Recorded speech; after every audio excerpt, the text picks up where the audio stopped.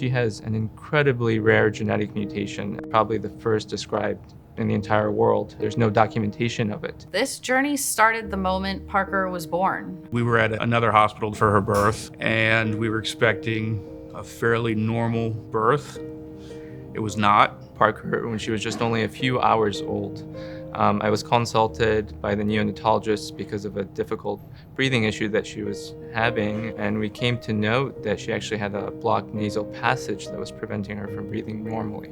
My first memory waking up after an emergency C-section was Dr. George Kamel at the foot of my bed telling me that something was wrong. She was unable to breathe on her own. She was intubated. There was just tubes and wires and beeping coming from everywhere. Parker had choanal atresia, a blockage between her nose and her throat, and that was what was making her unable to breathe. Dr. Kamel said, listen, steps need to be taken. Parker needs to be moved to a hospital that has every single person that she needs on one team. I referred her to my colleagues here at DiMaggio's, our ENT specialists. Parker had something called craniosynostosis, where the bones fuse prematurely in the skull, and they can prevent the brain from growing normally. She's had multiple procedures. She has multiple ongoing medical problems that really require a dedicated complex care team. Having that insight on how to manage and treat these patients.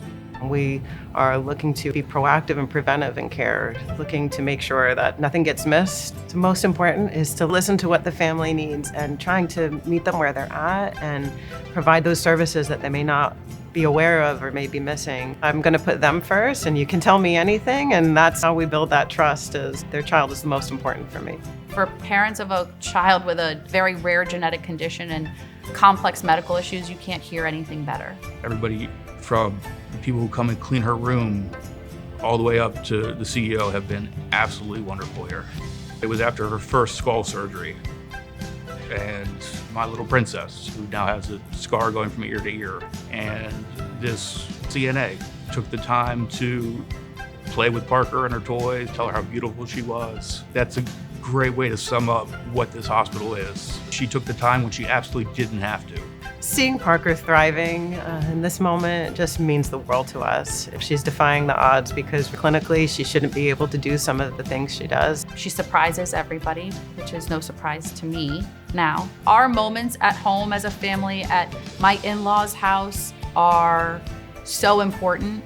We are where we are because of Joe DiMaggio Children's Hospital. The moment we arrived in the NICU, we knew we were in the right place.